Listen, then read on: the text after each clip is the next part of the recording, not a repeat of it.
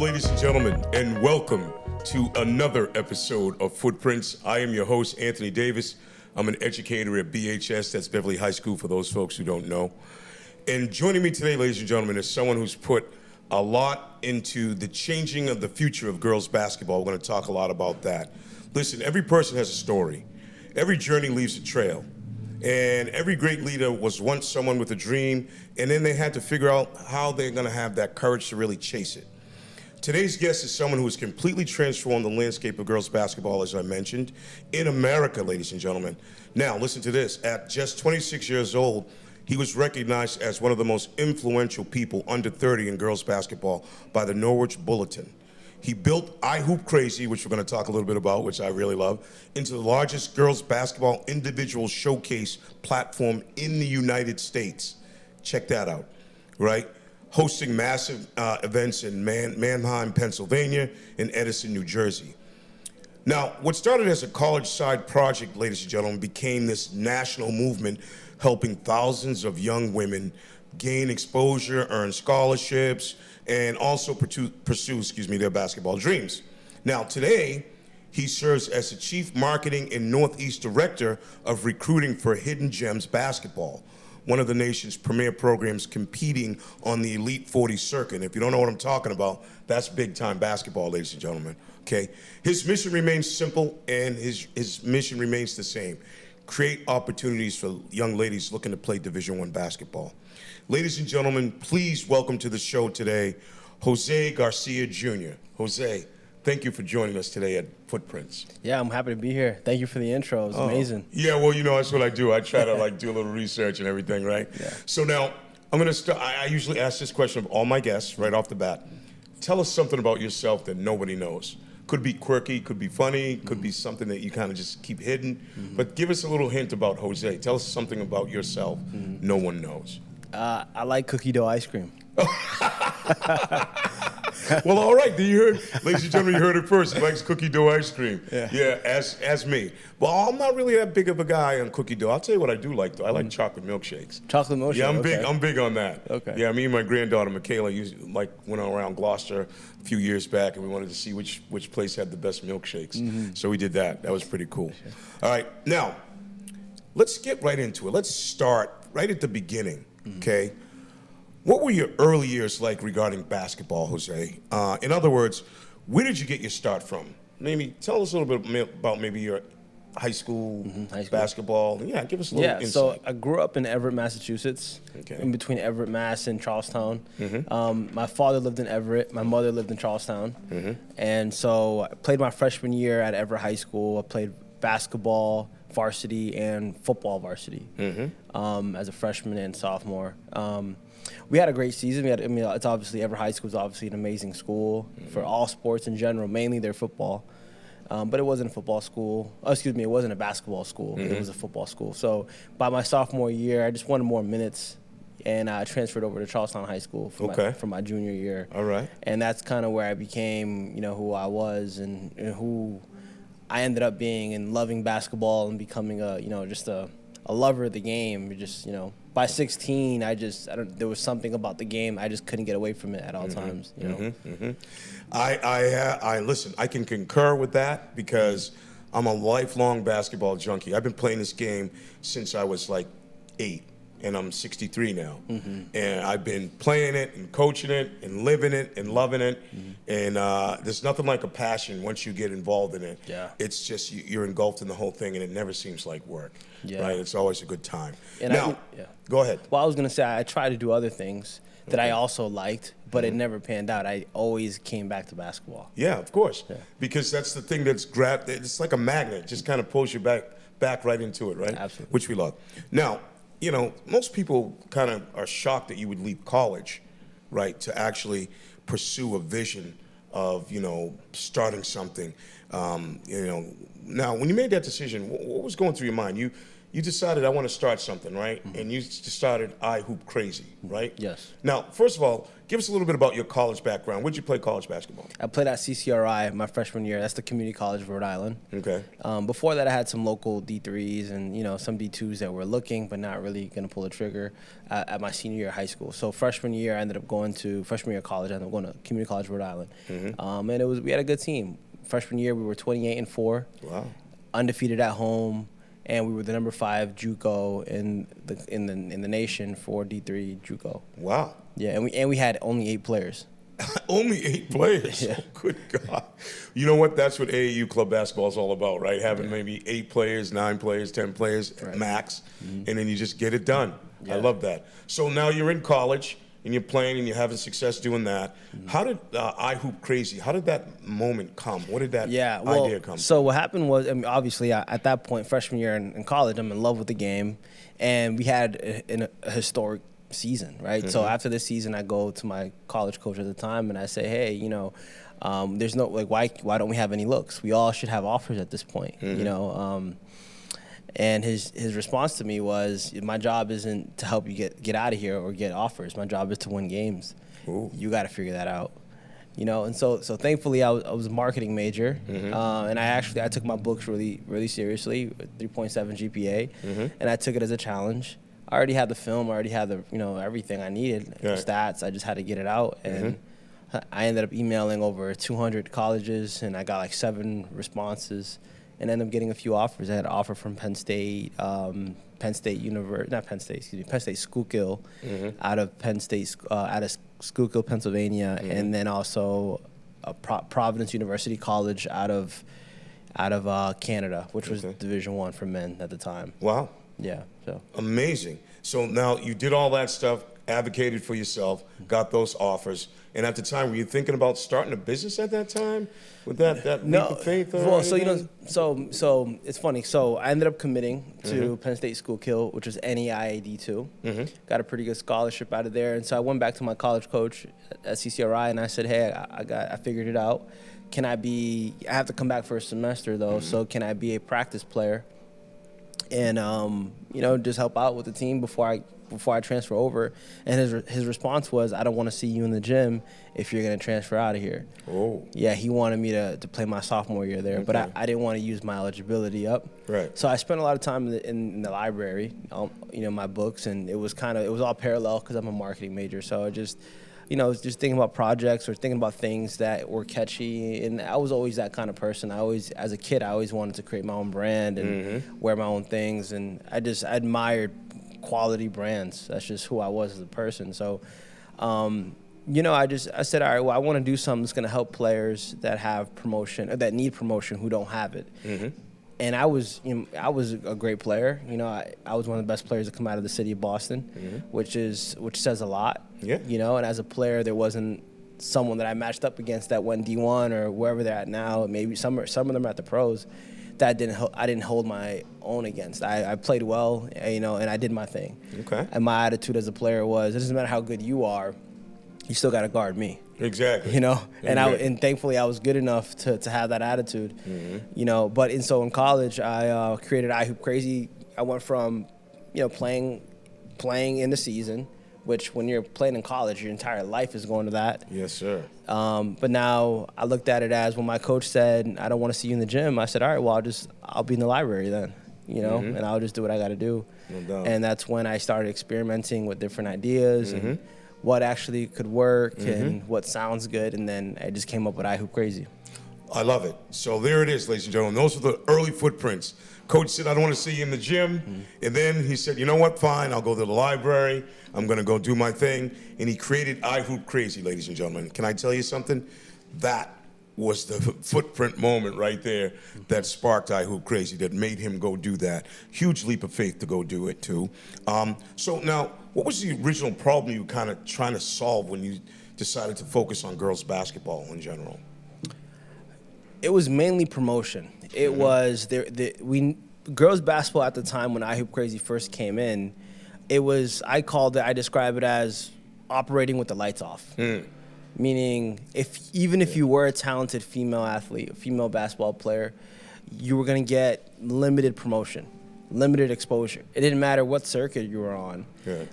It was all controlled, and you know, it's a buddy system, so to speak. But if you're not on the right side of that buddy system, you're never gonna get seen.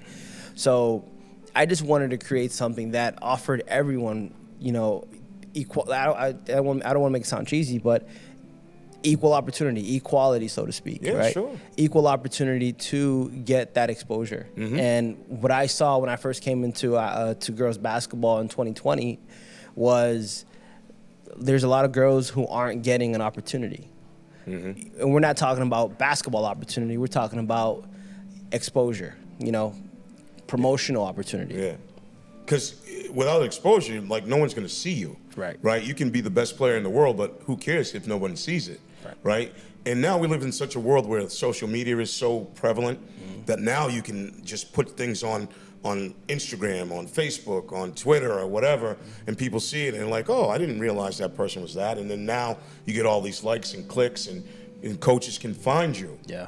Before they couldn't do that. Absolutely. So that's definitely a big feather in your cap to be able to take that and make that happen for those girls. Right now, was there a specific player or event or a moment that made you say, I'm on to something here. I got something going on. Was that an aha moment? Yeah, there was. I haven't said this name in a while, but Anae Adams. Okay. Yeah, she used to play for MCW Stars. Okay. She, I had a good friendship with her. You know, I was working with MCW Stars at the time, and you know, and I got to see a lot of good basketball over there at that club. And Anae Adams was just killing it. She was electric, and I think at the same time with being there promoting and marketing, I was also able to have a good relationship with their family, and I got to know the kid, and I got to see her play against it was Damian Lillard's AAU team in Orlando. Nice. And they were down, I think, by 20-something, 30-something, whatever the case is, I think, in a playoff game, and I'm sitting on the sidelines.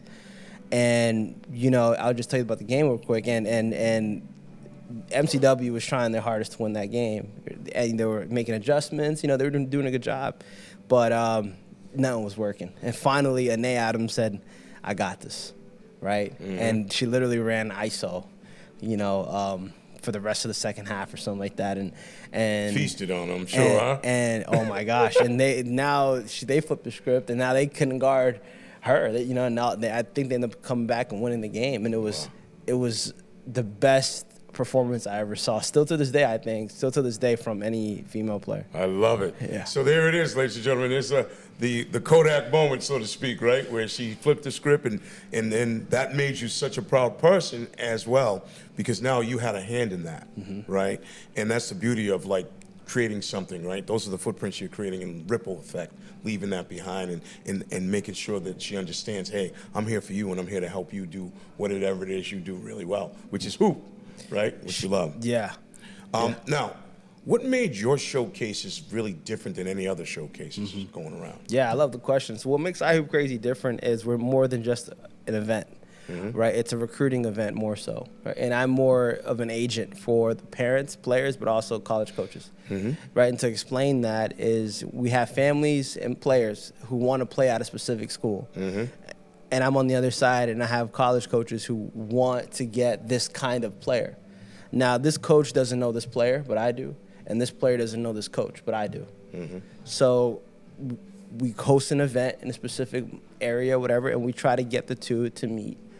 Come watch this player at our event, and come play in front of this coach at our event. And it's a win-win for everybody. And that's what's different more so than just having an event, come down and play, and here's the highlights. And on top of that, we do a lot of work for college coaches. So we track the record, you know, the stats of every player of every single game, and then we also rank the players on iHoopCrazy.com. Nice. So after all of that, you know, we do all your information for you, all the work for you. All you have to do is come down and watch the game pretty much. And, you know, and if you want to offer her at our event. Yeah. And it's a win-win for us, but we're a huge asset to both because we're doing so much work for everybody. Oh, I love it. So now, this is great. So you created iHoop Crazy.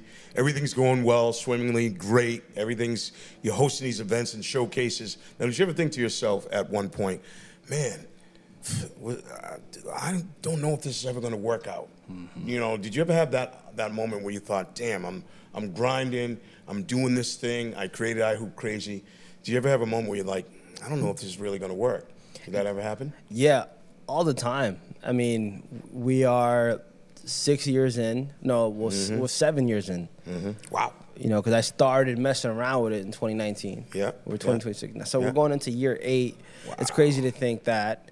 But yeah, I mean, I would say my hardest year ever was 2021, when I went from mainly working for club teams and deciding that I was going to go and kind of be a free agent and kind of step into my own realm and grow my own program, which was iHoop Crazy. No doubt. And I was jumping into something that, and I was doing something that I haven't seen anyone do to this day, and even at then it was kind of like, what's going on?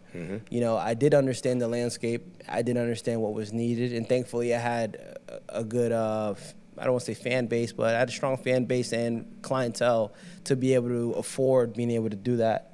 But it wasn't something that I could point at someone else who was doing what I was doing already. You know, it was something that I had to go create. And when I did step away from things that were already working for us, I had to say, I don't know what's going on. I don't know what's going to happen, but I'm going to follow my intuition, and I'm going to go for it. Absolutely, and that's the best thing you can do when you pour into something that you really love, especially with that passion. You know, basketball, it always kept pulling you back. Yeah. It's a magnet, right? And here you are doing big things in basketball, which we really love. Ladies and gentlemen, if you like our content, please make sure you subscribe to BevCam. We're also on Spotify, and we're also on Apple Podcasts as well, and any place else you might get your podcast. All right, let's think about what you've done. Let's think about how the lives you've changed and people that you've really meet and greeted and really changed the course of their journey, right? You talk a little bit about helping players, which is really great, and pursuing their hoop dreams, right? So what does that phrase really mean to you, helping players pursue their hoop dreams? Yeah, earlier on it was giving them promo. Now it's become much more complex. And what it is now is helping players get to where they want to go. And some want to go Division I, of course. Some of them don't mind going Division III. You know, I think it's important to understand that we're here to help everybody, right? And so whatever their hoop dreams is, whether it's Division I or Division III, or if it's just come play in front of the cameras and feel important for that one event, that's what it's become. Okay. Because of the scale of where we're at right now. Nice. Now, do you have a story about a player who you kind of changed their life because they went to an iHoop Crazy event? Yeah, there's a lot of those. Give us a specific one. A specific one, I would say the new well-formed iHoop Crazy, I would say that person would be Ashley Varnum. Okay. And she's a junior now. She plays with me at Northeast Hidden Gems. Okay. And, you know, she was playing for a club team, which I won't name right now. And that's okay. You know, she wasn't happy. Yeah. She wasn't happy with her situation. And I reached out and I said, listen, I have a platform for you. I could help you out, and I have connections. And so she's come over, and she went from not really thinking that she should get any offers to now she has 2 Division II offers. Wow. And now, you know, she's getting looked at by Division I's, going on visits and stuff like that. So, you know, definitely Ashley Varnum for sure. A huge stamp. Yeah. Good for her and you. I mean, making that connection. Oh, Jose, that's tremendous. Stuff like that really makes me happy when I hear your story, because your story has impacted so many others. And the beautiful part about that, when we talk about footprints, ladies and gentlemen, is that, again, it's like a ripple in the pond where you do something for somebody and they're able to achieve their dream, and then they might even in turn do something for somebody else, which is a beautiful thing. Now, how rewarding is it when a player receives a scholarship or attends after attending one of your events, right? How rewarding do you feel like, you know what, I was part of that? That must feel real good for you. Yeah, I mean, you know, I go back, answering this question, I go back to when I was in 7th grade and, you know, and looking at all the highlights back in the day and wanting an offer. And I would watch NBA games or college games and think, wow, one day I want to be on TV. You know, one day I want to play college basketball at any degree. right, at any level.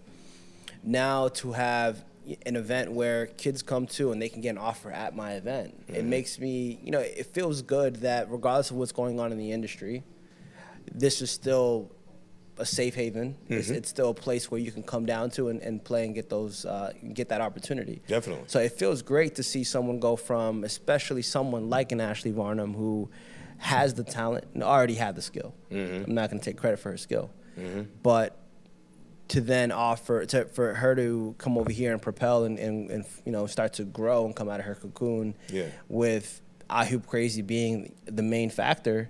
It feels great. Yeah. And it's always important to understand that I have a passion for what this what this is and what it's becoming.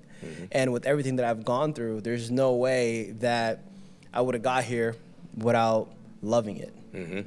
So there's nothing that feels better than a kid coming to an I Hoop Crazy event with no offers, and she walks out of the door that same day with a Division I or Division II or whatever offer. Yeah. There's nothing better than that. I love it. I love it. Ladies and gentlemen, you heard it here first from Jose Garcia Jr. Nothing better than that, and we love it as well. Now, what do college coaches tell you about the impact of your platform, I Hoop Crazy? What do they tell you about it? It's a good question. It's funny. They love it, but when a college coach calls me, it's to the point. Ah, okay. It's straight black and white. It's very binary. They want to know. They might have heard of a player at my event that I have connections with, and they're asking for it. They're asking for that information.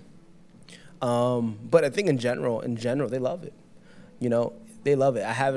I talk to college coaches almost every day. No question. Division I through III in any league, and they love it. They like it, and to them, they understand it. And it's something that I Hoop Crazy is something that is easier to understand if you're someone that's pursuing Division I or Division II basketball, or if you want to go pro. If you're a female that wants to play at that level, then I Hoop Crazy makes sense. Oh, of course. If you're someone that is just kind of playing around and you like the game, but you're not willing to sacrifice. You put the sacrifice and time into it. Then maybe I Hoop Crazy isn't for you. For you, and that's something that I had to understand and learn and put out. That unfortunately, I Hoop Crazy is not an event that everyone should go to. No doubt. It's not. All right. But you know what? They say different strokes for different folks, right? So sometimes, people like this, and sometimes they don't. So that's fine, and it's great that you're offering that for folks who really can find their level, their water level in I Hoop Crazy, right? Absolutely. In terms of that, I can say I've never had a scholarship player come to I Hoop Crazy and not get a scholarship. Yeah. See? That's what I'm talking about. It's a beautiful thing. Yeah. Now let's switch gears just a little bit, because him and I, Jose and myself, are really I wouldn't say related in a way, but we know the same individual. His name is Tony Gallo, which we love, North Shore director of White Mamba. Yeah. And what role did Tony Gallo have in developing you as a player and as a person? Yeah, Tony, he calls me an acquired taste. Yes. He's an acquired taste too. No question. He's but he's as a player, he's someone that at a time in my life, he was always there for me. You know what I mean? It doesn't matter what it was, but on the court, he was always willing to rip off the Band-Aid and keep it real. He would always, let you know, Jose, you are good, but, if you don't fix this, you're not going to get anywhere. And at that time, it was offensive because I didn't understand it. I was 16 and whatever, but then it was like... So you thought it was criticizing, but he was actually coaching you. He was, you know what I mean? And he was trying to help you get to be the best version of yourself. And he was doing it in the Tony Gallo way. Yeah, of course. Right. So, but he, as a player, I wouldn't have become the player that I was without him. And even going into I Hoop Crazy, he was around earlier on with, even so we spoke about I Hoop Crazy and starting the idea in college, but making it come into fruition. I'll say this now. I had nowhere to stay. I slept in my car. I slept in his gym. He opened up his everything for me. So I owe a lot to him. I appreciate him, and it's deeper than business when it comes to Tony. No question. I feel the same way. Tony has been very instrumental in my basketball journey as well. I met Tony early on when he was 21, when he was working for another company, another basketball company, and to cross paths with him again, because he actually trained my son, Austin, who, by the way, shout out to Austin Davis, who just became the varsity head basketball coach at Gloucester High School. Oh, wow, congratulations. Boys. So, but he trained Austin. They were trying out for the Maine Red Claws at the time. And so Tony and I go way back, and I have a lot of love for Tony, and I respect him for what he's done. And as far as basketball goes, and even with his life, his 4 girls are great. You know what I mean? And he just seems like a guy or a kid that, for me, he's a kid because I'm 63. But but he's just one of those guys that really loves what he does, and it seems like it's rubbed off on you in that way right through iHoop Crazy. Yeah, I remember when. So he's a few years older than me, but when he was working with that other business, I was training there with going there for him, and I saw what he went through, and he he got to and he flourished and made a positive out of that, and where he was at that time in his career, I would say I'm probably now in that same position. So no doubt. So now let me ask you this question, because I was thinking about this. How does your influence, how do you stay grounded now that your influence in girls basketball is starting to cast a wide net? How do you stay kind of even keel and grounded? Yeah, it's a good question. Well, first, just by my demeanor in general, I'm pretty calm. I can see that. I've seen some things in real life, so regardless of how big it gets, I always try to stay grounded, and do the things that I like to do. So I like to swim. I like to go for walks. Those kinds of things that I've done before I Hoop Crazy. But listen, what I try to do is, and it's fairly easy for me because it's coming from a pure place. Trying to help someone is coming from a pure place, because when I was coming up, and I'm still coming up, it was good people who invested in me in any way. And earlier on, investment didn't necessarily mean money. It could have been I had no food, so they cooked for me, or they let me sleep in their house, or whatever the case is. And so, I went from being a hooper, someone who devoted his entire life to playing basketball, and you couldn't tell me I wasn't going to go to Division I or pro. That's what I knew I wanted to do. I had to then change my identity in front of those who knew me as a basketball player and say, no, I'm an entrepreneur now. Yeah. And switch gears, man. I had to switch gears. But I was someone who saw something and I wanted to pursue it. And I see I see myself in these players. Some of them really want to go to the next level, and a lot of them are willing to do, what's necessary to get there. And I want to help them. No doubt, no doubt. Well, you're doing that. Believe me, Jose, you are definitely helping them. Why? Because ballertube.com wrote an article about you being one of the most influential people, or should I say person, in girls basketball, right? So I'm reading this article, man, and I'm beaming as I'm reading this article, man. I'll just give you a few excerpts right here. It says, in sports where visibility, opportunity, and exposure determine the future of thousands of athletes, ladies and gentlemen, few individuals have changed the landscape of girls basketball more rapidly than Jose Garcia Jr. All right, he's earned the recognition of most influential person under 30 in girls basketball, a title that reflects what? The extraordinary impact, innovation, and commitment to helping young athletes reach the next level. That is awesome. Yeah. When I read that, I was like, I got goosebumps, man. I'm like, I know this dude. I got to get this guy on my show. You know what I mean? It was unbelievable, man. As the CEO and creator and founder of iHoop Crazy, Garcia has built much more than a media platform. What he did, ladies and gentlemen, he created a national brand that connects athletes, families, coaches, college programs through rankings and showcases and articles and recruiting analysis and nationwide scouting. I mean, iHoop Crazy has become one of the most recognized names in youth girls basketball today. And it gives me such pleasure to read those words, sitting next to the man that did that, coming up with iHoop Crazy in college. Yeah. I mean, think about that. Yeah, that's one of the things. Like, sometimes ideas, they stay in our head and they don't get pushed forward. You took a chance when nobody else would and did something that nobody else could. Yeah. And I love the fact that you did that. You know what I mean? For those families and those kids. I appreciate it. Okay. Now, let's talk a little bit about hidden gems, right? Now, you recently joined them as the Chief Marketing and Northeast Director of Recruiting. So tell us about this exciting new chapter a little bit in your life. Tell me about that. Yeah, it's interesting, and it still stems from the mission from the very beginning.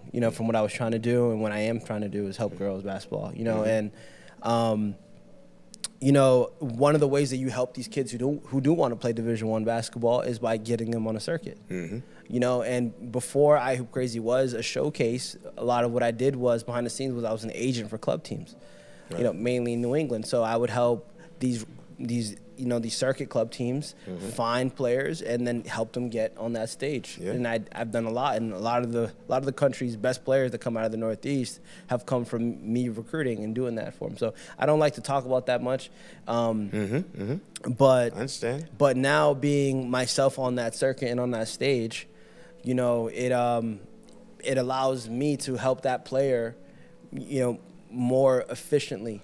And I could say, well, come play for me on this stage. Because what happens is, I'll build a relationship with these players and these families, and then I'll go send them to a circuit program, and it doesn't work out the way you normally would think it would. Yeah. Maybe the drive to practice doesn't work, or the relationship, or maybe even sometimes a coach from one of these programs would say something to me, and I'd get that kid over, and it just wouldn't work out. It would be a whole different situation. So now with me being on the circuit, it allows me to get these players and keep them and give them another platform. No question, ladies and gentlemen. I love it. Now, Hitting Gems has a reputation as one of the most respected basketball programs in the country, right? Yeah.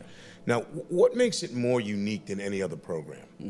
Good question. The founders, you got Lucius and Ed McCants. McCants, yes, of course. Yeah. So those guys are great guys. Just first and foremost, we're talking about Hidden Gems. I got to give them their flowers. But what makes them different is they, first and foremost, just practically, they do more than, AAU. They do events and things like that. Boys teams, girls teams, and they're one of the largest in Ohio. Now that's practically on that side. Now they've been here for for a long time, right? Very long time. Long before I was born. And they were winning and killing and doing what they were doing at a high level. And Ed McCants as a player, he. NCAA All-American, Milwaukee Hall of Famer, University of Milwaukee Hall of Famer, one of the best players to ever come out of Ohio. And Ohio it's a state. It's not like, no offense to New Hampshire, but it's not like New Hampshire. It's Ohio is, if you can hoop in Ohio, that's a big deal. Yeah, for sure. So for Ed to be one of the best players to come out of there, so they're a historic program. And, what they want is they want to stay strong and let people know that they are serious and they are strong, and I couldn't be more appreciative to be able to be the Northeast Director and Chief of Marketing for a program like Hidden Gems. What I mean? It's an honor, and they see what I bring to the table, which I appreciate, and they've never asked me to change who I was. They said, well, we'll take you in as Jose Garcia as it is, as the person you are.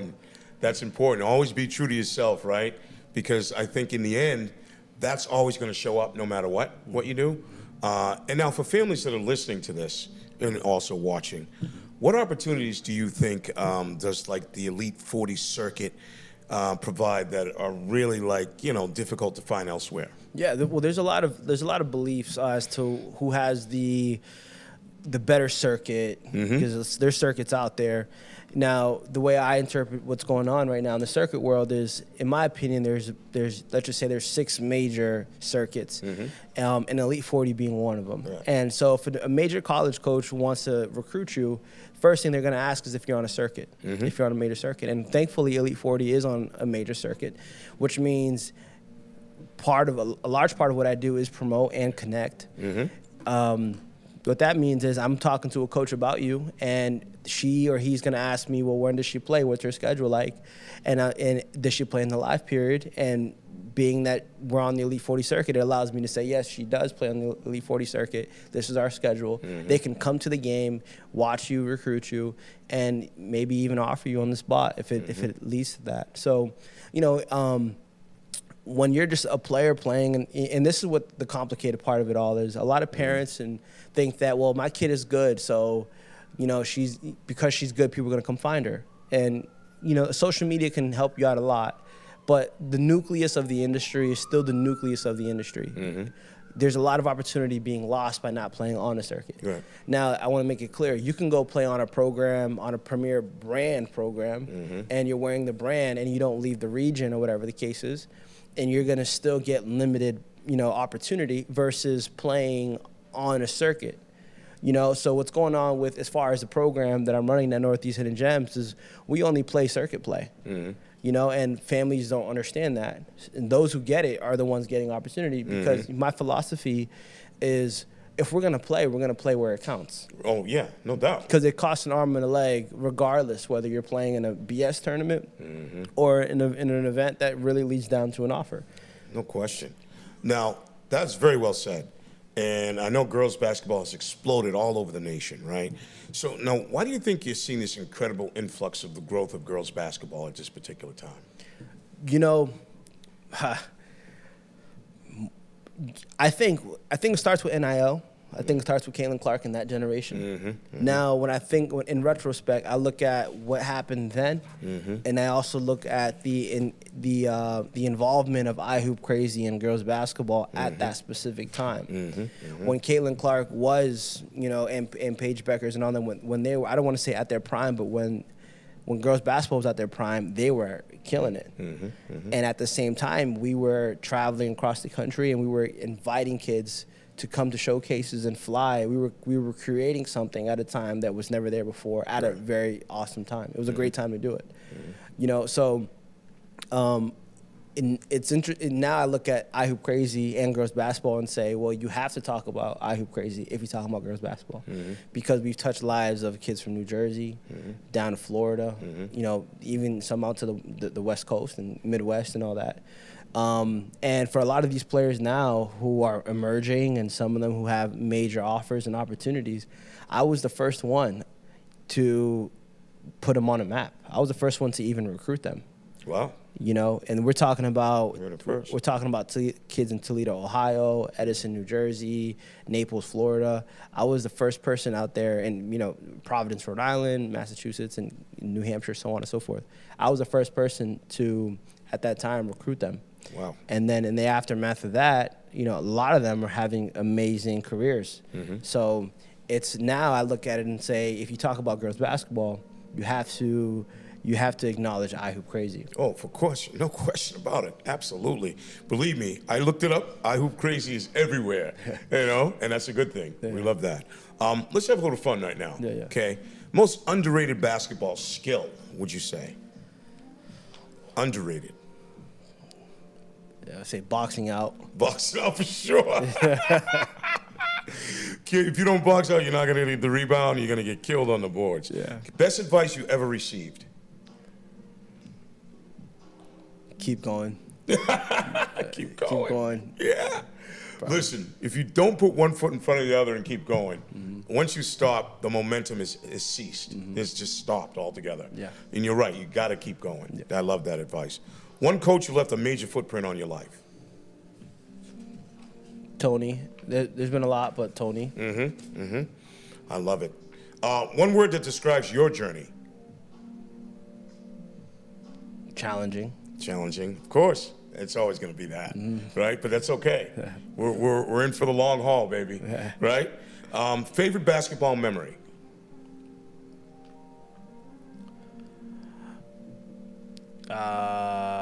Hitting a game winner against New Mission. Okay. And Brighton. I love it. I love it. Hitting a game winner. I love those game winners. I had one myself. If you could speak to your younger self now, knowing what you know and what you have become, what would you say to him? Depends on how much younger, but... Like, let's say you just got out of high school, you're headed to college. I'd probably do what I just did. I'd tell myself to do it again. Keep going. Keep going, baby. You got to do that. All right, so we usually ask these questions on Footprints because I think it's really important, okay? Every guest on Footprints gets these. So I would say you said Tony left a footprint on you, so we already answered that question. But that's the second part is, how has that footprint influenced who you've become? Good question. The thing about so how Tony was with me, I am with most of my players. Mm-hmm. I think Tony, he was hard on me on the court, but off the court, he was just Tony. Mm-hmm. He was willing to let me see the real him. Mm-hmm. And I'm like that with my players now. It's Mm-hmm. I'm gonna coach you. I'm gonna be hard on you. This is what this is, but I'm still willing to show you who I am and not be too big. And Mm-hmm. the other day we had practice, and there's a lot going on. Mm-hmm. We had practice with my varsity team, and then I pushed them really hard. They ran a mile, ran the stairs, and then after practice they go, "Hey, do you want to get some ice cream? Want to have some ice cream?" And I say, "Sure, let's do it." Like all of us, the whole team, Mm-hmm. everybody went and have ice cream, and it was like, yeah. See, now that's what I love about that, because you're building not only a standard and a culture with them, not just on the court, but off the court. You're building great citizens, great people, right? And they're going to contribute to society in a really meaningful way, and that's awesome, ladies and gentlemen. We love that. Mm-hmm. Okay, and finally, how do you hope to leave your footprint on others? That's a good question.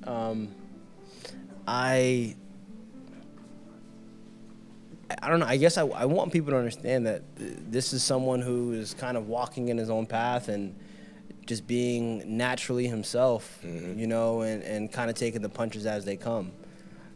So I guess I would want anyone working with me or playing for me to just be themselves. No question. Wow.